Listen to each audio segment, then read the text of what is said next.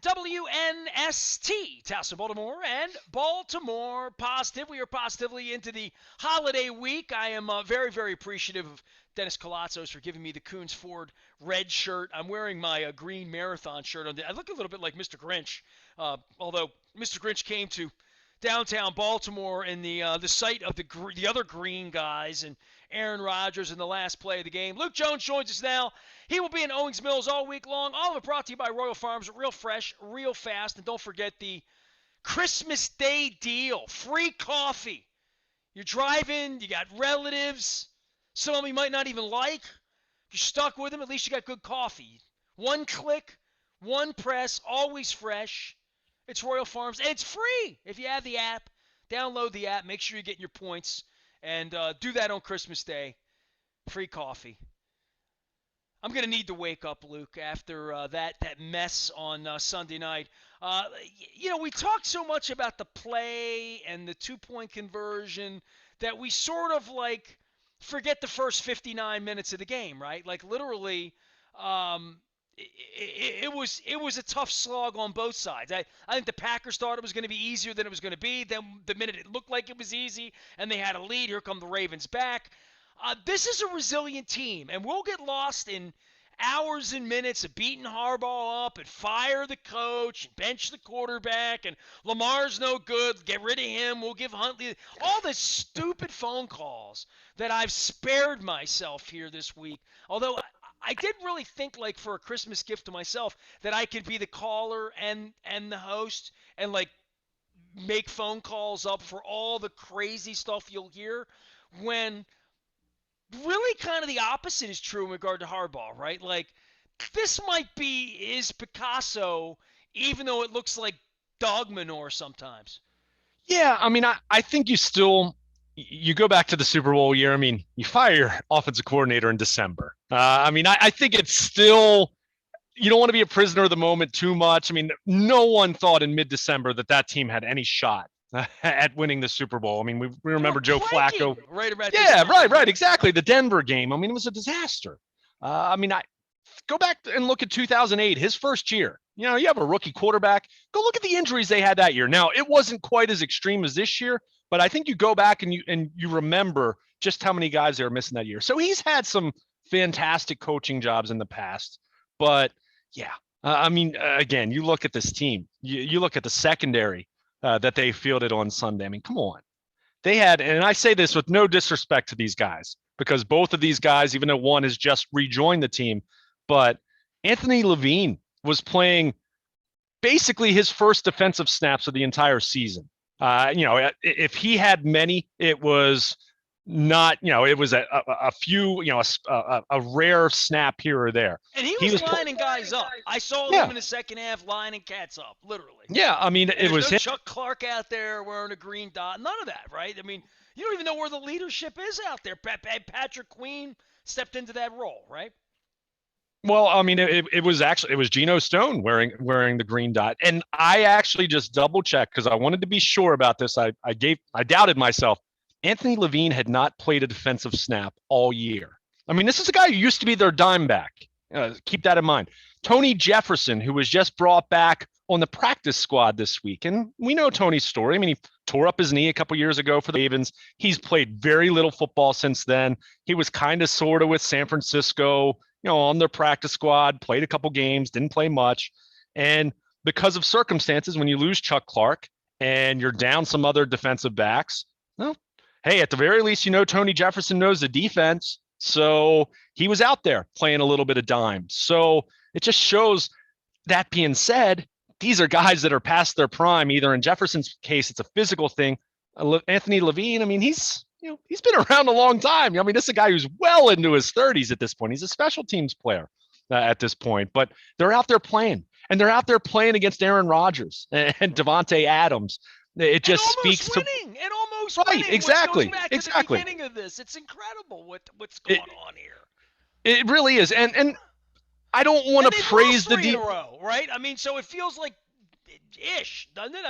Exactly. And that's why I said they don't have any more room for moral victories now. Okay, if you want to pat them on the back this week in that sense, I'm fine with that. Because again, I had no expectation. going into this one, it kind of felt like, is this going to be like, I think you and I even talked about it before the game in the press box. Is this going to be like the Jimmy Clausen mustard pants game at the end of 2015 where the Chiefs just beat the snot out of them? And you're kind of like looking at it like, oh, they're dressed up like the Ravens, but it doesn't really feel like the Ravens. I mean, that's what it felt like going into the game. And this team got off to its best start, its best first quarter we've seen since the Chargers. You mentioned it in a previous segment, the debate on, do you settle for 3 points there? I generally speaking, and John Harbaugh's felt this way, you go back to the end of the last few years of the Joe Flacco era, I think kicking field goals from the 3-yard line, especially early in the game, is bad business. I think you're selling yourself short. And the thing that people need to remember here is you don't get it. So then Green Bay's backed up. Well, Green Bay went 3 and out. They punt the ball. There's the kick catch interference, and the Ravens have the ball at the Green Bay 45. If they kick the field goal there, chances are their field position on that next possession isn't nearly as good there. So you always have to remember that. And there's always the butterfly effect, and every decision you make is going to be met by a different sequence of events. So you have some of that, but that's easily the best start they've had in a game since the Chargers game, which says a lot more about how they've been playing since then than it does about, having some miracle start. But they got off to a good start in this game. But the problem is, you're going up against Aaron Rodgers, and as much as the defense, fought, I think if you look at it, Wink Martindale called a very different game than what you normally see. One, Aaron Rodgers, much like Patrick Mahomes, kills the blitz. So you had to be a little more judicious in how you're going to use that. There were some times we saw some elements of that game plan against Kansas City where Oweh's kind of split out and then, we'll delay rush, did some things like that. We already mentioned they use lots of different guys in the secondary, lots of different sub packages.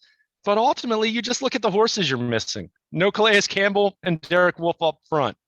We've talked about inside linebacker with LJ Fort, although Josh Bynes has picked up the slack there. So I don't know if they're necessarily missing him quite as much.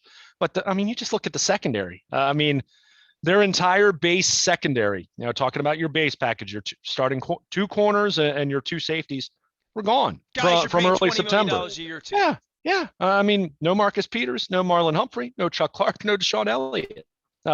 No Chris Westry, who had replaced Marlon Humphrey. No Jimmy Smith, who you were hoping maybe had a vintage performance in him. You just go down the list. It's incredible. And look, they gave up 31 points, and Green Bay moved the ball at will for large portions of that game. But they did get off the field. Gave themselves a chance. Times. They did. Yeah, the stop at the end, we wouldn't even be talking about a 2-point conversion. A lot of people did not like them going for the 4th down earlier in the 4th quarter. I was fine with it because I think you're looking at it realistically and you're saying, you're down 11 points with 12 minutes to go against Aaron Rodgers. I think punting the football there is that to me feels like you're more worried about losing by 2 touchdowns rather than 3 touchdowns, or losing by 3 touchdowns rather than 2 touchdowns. To me, you got to shoot your shot. And it didn't work out, but hey, your defense got to stop. Rodgers missed the guy on 3rd down, and they had to settle for a field goal, kept it a 2-score game. But, you're going to have to take some chances. And one thing that, we've talked about before, and they weren't doing it even when they were healthier, this defense doesn't force any turnovers. They just don't. They're right near the bottom of the league. And Green Bay does not turn the ball over. And they cover poorly, too. So they're always running from behind, right? And these aren't the guys with the strip thing with Marlon. These are guys just trying to get in the league right now, just trying to figure out where to line up. I was going to say, know your assignment. Or Anthony Levine, you know everything about where you need to be, and you can't get there. Literally. You're 30, so you can't get there. Same thing with Jimmy Smith if he's out there. Can't get there. So I don't... we'll talk about Cincinnati, we'll talk about Pittsburgh, the Rams, and January football and all that. But to your point, sticking with this particular game, this is as good as it's going to get. And they hung in. They hung in to the point where, like, this week, I don't know who's going to play in the secondary against Cincinnati. I don't know what COVID's going to be this week and who's going to be available. But it feels like if they march out there with a bird on their helmet and Harbaugh's got them out there, that they'll go out there and run for 4 quarters, and they might fall short. But even when they easily could have been embarrassed, and we sat around text after text you're sending, brought to you by Coons Baltimore Ford, another player, another player, another player, that who's going to play in the secondary, and it's almost like a joke. Well, bring back Tony Jefferson. Maybe run Levine out there for 20 snaps. And damn if they didn't, and damn if they didn't have a chance to win. So there really is something. I'm not playing Christmas Miracle here or playing the Yeah. role of, Ebenezer Scrooge or whatever, but we're getting our money's worth. I don't know what else to say with a year that we will never have injuries the way the team's had injuries this year. That they're holding it together is, I don't want to be Pollyanna, but it's been worth watching. And better than maybe I thought it was going to be when I woke up on Sunday and went over there. Yeah, I mean, I tweeted it out. I think it was probably in the morning. It might have been early afternoon. I keep forgetting this. It was a 4:25 kick, but I pointed out the Ravens. It was 14 years ago, 2007. Coach Billick's final year, where at the end of that season, remember their top corners were Corey Ivy, Willie Gaston, Ronnie Prude, David Pittman. Maybe they weren't quite at that territory to start the game, but when Tavon Young goes to the locker room with a concussion, you literally have one guy left. Anthony Averett probably, Corey Ivy was their nickel, in 2006, 07. So he was a real player. But the rest of those guys, failed draft picks or practice squad guys or someone you signed off the street. Willie Gaston, those are the only games he ever played in his entire career in the NFL. That's what they're dealing with. I brought him out to Pib's Pub. You can find it there we go. YouTube. So That's pretty cool. That's pretty cool. But again, nice from Houston. I saw and I understand because it's the heat of the moment, and fans are competitive, right? And people are on Twitter. You're heated in the moment, but I see people that are mad at Robert Jackson because he can't cover Devontae Adams, and it's just like, they're one injury short of calling me down from the press box, and I wasn't that good in high school, let alone trying to play at that level. So. It really is a case, and that's why it is such a tribute to them. And again, I'm with you. I don't want to be the Pollyanna guy because, hey, their backs are against the wall at this point. They're 8-6. They don't have a whole lot of margin for error left. God, say that again. That sounds they're dirty. 8-6. They're 8-6. Right? That's where they are. They are, as of the end of Sunday night, you look at the standings, they're currently on the outside looking in because Cincinnati's got the tiebreaker. Now, that can change next week. You got to go take it from them. This is part of where Pittsburgh won again, and Cincinnati's there, and Cleveland will play at some point. Right, but I'd also say the saving grace is also that we've kind of been talking about this for a while, right? And the Bengals, hey, if they beat the Ravens, they have Kansas City the following week. They go to Cleveland week 18, and the Browns, their COVID situation and this, playing rescheduled games. And by the way, just as the Raiders were, the Ravens and the Steelers and the Bengals should be like, you couldn't get the post on Sunday. The leniency of all of it. They're going to let me run around the facility next week probably, right? Well, I think I still think what's so tricky about it, and we have so much game to cover, and I'm guessing we'll be continuing to talk about this, but I think so much of it changed from the standpoint of when I think when the protocols were put in back in July, the thought was, all right, this team's going to have 15 guys on their roster, hypothetically unvaccinated. And if they cause an outbreak, well, then too bad. You guys are going to lose, or you're going to forfeit potentially, or you're going to play shorthanded with, assuming it's Omicron. And that's kind of been what Dr. Sills, from the NFL had indicated when, they had their late week meetings and decided to postpone the games they did. You're talking about vaccinated players. It seems overwhelming has been vaccinated players. So I think the spirit of what the protocol was supposed to be, in the same way that, health experts would tell you Delta changed things over the summer, whatever. I don't want to get too much into that, but I think that changed things, and now that's why you're seeing the league go back into tighter protocols in certain ways. Testing's been altered. And I don't know what the right decision is. I'm not smart enough to say that, but it is going to be a major factor here. And with the Ravens, you hold your breath now because you've seen they've had a few positives going into Sunday's game. And not that the on-field transmission part that people were worried about last year, overwhelming evidence. You have nearly 2 full seasons without any evidence of on-field transmission. So it's not as much that, but it's all right. is this just the 3 or 4 guys who are going to test positive, or is this going to turn into a Cleveland situation? Is this going to turn into a Washington situation? The Bears have had a lot of positive tests. The Rams. So, but that's going to be hockey teams get shut down over the right, weekend. right. NBA teams have been getting shut down, right? But that's going to be the potential, and we talked about this last year. And we talked about how it cost the Ravens against Pittsburgh last year. I mean, that can be and I don't want to belittle the COVID or the testing or anything like that, or any health elements or what have you, but it can be the great equalizer still, especially when you're talking about a division that's this jumbled as the AFC North is right now. But, I mentioned the Bengals schedule. I mean, the Browns after Las Vegas, at Green Bay, at Pittsburgh, home against Cincinnati, and the Steelers who, somehow, I mean, they gotta win, and they go to Kansas City. They're home against Cleveland, and then of course they come to Baltimore for Week 18. So none of these teams have the kind of schedule where you say, "Wow, I really like their chances." But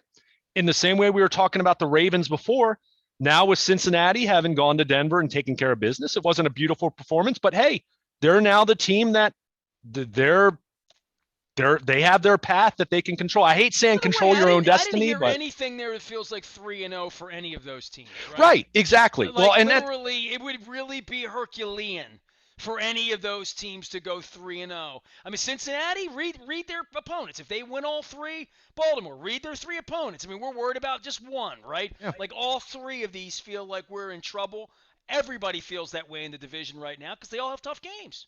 And the other interesting thing, Nestor, is I would also say I think all of those teams, you could make arguments for them losing out too. I mean, just in the way that because it is a little more of a challenging schedule, or the Ravens are so decimated by injuries.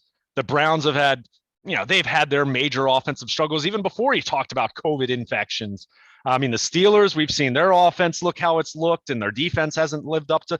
And you have Cincinnati, Tennessee, PU too. Yeah, right, with them. Oh, sure. Right? Well, and they're, you know what? I'm glad you brought it up because they're a perfect example of a team that, they lose Derrick Henry, who the Colts in there too. By the way, the Colts. I mean, all of those teams. Like last week they're okay, next week they're not okay, right? It's funny. I'm gonna bet. But they beat New England though. I mean, look at how the Patriots have been playing. I think the Colts, and I say this with no pleasant feeling in acknowledging this. I think Indianapolis is a team, if they get in, and look, they're 8-6. I mean, it is wild. I'm looking at the standings right now, and you just see Kansas City, who's at the top. Imagine that after they were 3-4, and everyone thought they were done. But 10-4.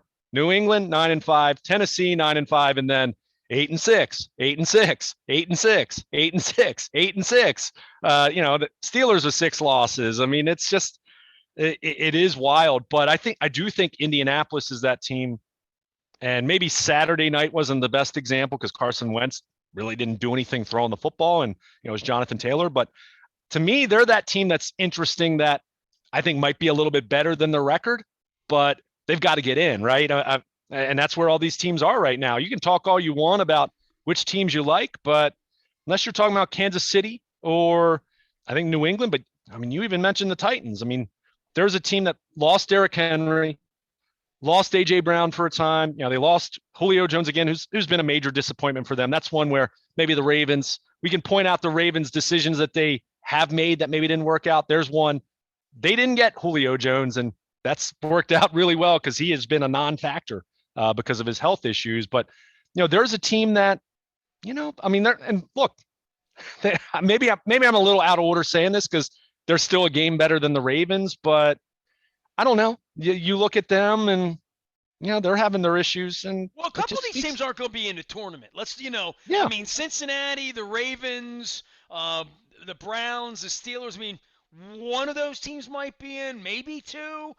You're talking about the Chargers, and you're talking about the Colts, and you're talking about the Titans. I mean, not all these teams get to make although they've added, right? But I mean, not all these teams are going to be in the tournament.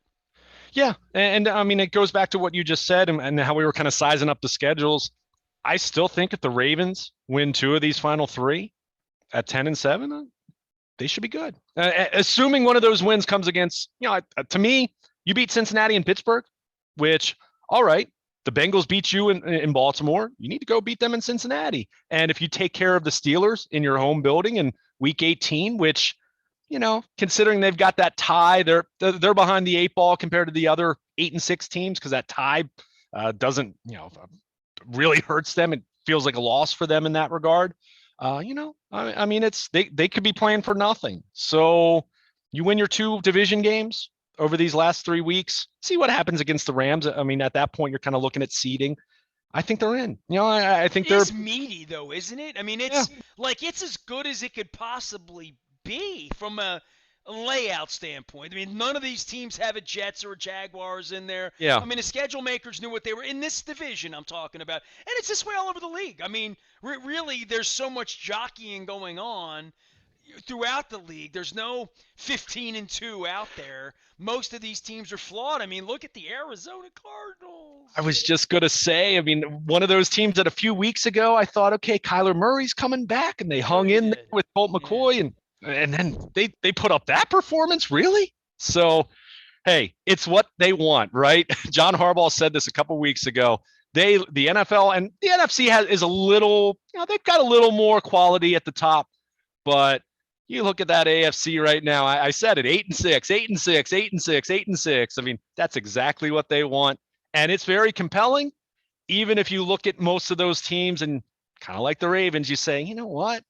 I don't really think they're all that good, but in that case, I'll take John Harbaugh against all these other teams with lesser coaches trying to figure it out at 8-6. That's for sure. Trying to get Lamar Jackson healthy all week, trying to get ready for Cincinnati. We're going to go out to Cincinnati this week, talk some old friends out there as we get ready for the holiday and eggnog ice cream at Wise and all that good stuff that we're doing. The Maryland Crab Cake Tour, presented by the Maryland Lottery, on hiatus here for the holiday this week. That will not stop me from giving scratch-off tickets into the new year. We're going to be out and about. Nacho Mamas and Mamas on the Half Shell is going to be one of our first tour stops as we get into 2022. You can go and listen to all the 30th anniversary stuff last week at Costas. We had a great time there. Had a great crab imperial as well as crab stuffed mushrooms. I felt like a king. And I'm going to get some crabs this week too, for crabs for Christmas. It's like I'm in Essex. I went to Pizza John's the other day too. That was delicious. So I got cheese. I thought it was something about getting even with the Packers. It didn't work out. Ravens lose to the Packers. Luke is here. We are talking all things football as we get prepared for the holiday and for Cincinnati. He will be out in Owings Mills all week long. All of it brought to you by Royal Farms, real fresh, real fast. We've talked a little bit about the Rofo Mania and the Chicken Palooza and the Western Fries on the cover of Baltimore Magazine. Max Weiss joined us this week. Also had a great conversation with Tom McMillan that I want to throw out. Lefty Drizel's 90th birthday. They're honoring him on Sunday, the 26th. You can go to lefty90.com. Make sure you check out our Tom McMillan interview as well. And, of course, our friends at Royal Farms with the free coffee on Christmas. Merry Christmas. Just get the app, and you can get a large coffee and push the little button there, get the Jamaican Blue Mountain, or get the dark roast the way I do so often.